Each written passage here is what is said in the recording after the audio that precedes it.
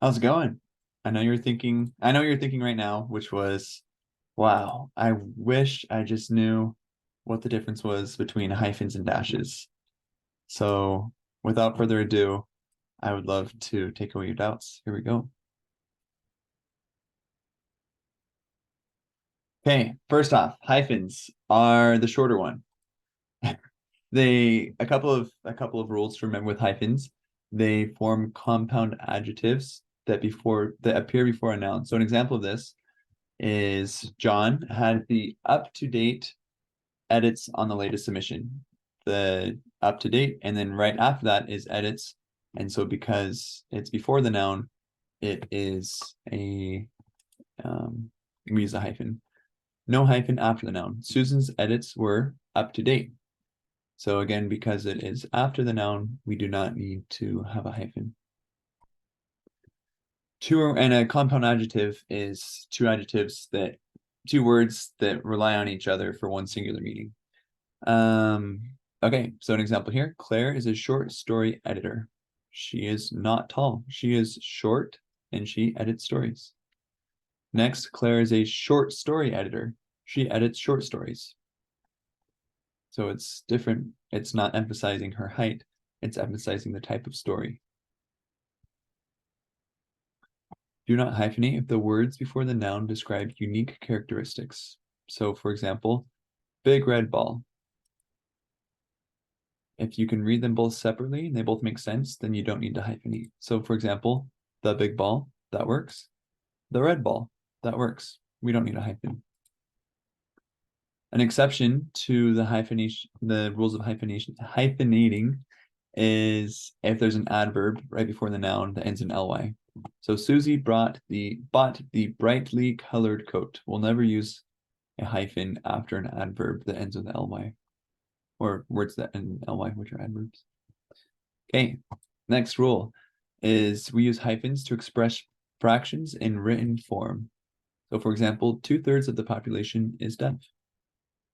Notice we have the hyphen between 2 and thirds, but here we don't have the hyphen between 2 and thirds, and that's incorrect. Okay. Also incorrect, 2/3 of the population is deaf. Okay. To create clarity with awkward prefix word combinations. An example of this is pre-owned. Select a pre-owned vehicle.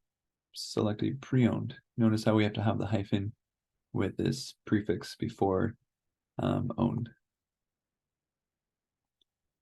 Used with 2 or more consecutive compound adjectives that equally modify the same noun using the floating hyphen. So an example of this is the company offers either a 1 or 2 hour orientation session. You could also say 1 hour or 2 hour, 1 hyphen hour or 2 hyphen hour, but it's equally correct and more succinct to do it this way. Okay, now on to dashes. So I remember dashes are the longer one, hyphens are the shorter one. Hyphens usually connect individual words, whereas dashes connect entire phrases. So a reason we might use a dash is to interrupt or to add stylistic emphasis to the point.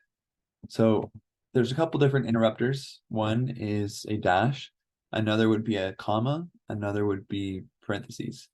So in this case, John's car, dash, which just won the car show, is a 1998 Mustang.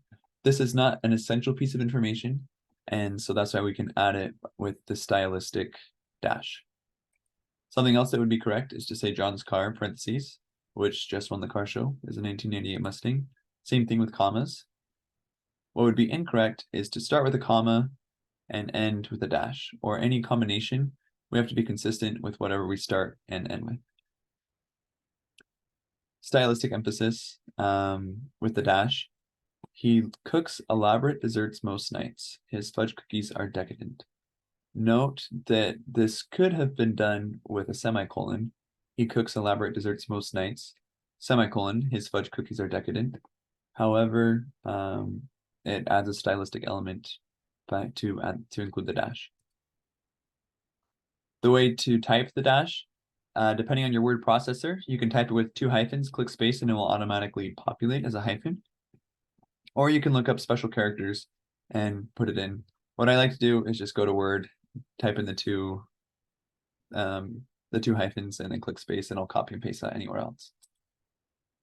Okay, here's an example of putting it all together. Susan is known for her creme brulee, the best cream-colored caramel-topped dessert on this side of town. Well, I'm glad we were able to take away your concerns and doubts regarding hyphens and dashes. And like, subscribe, and we'll see you next time.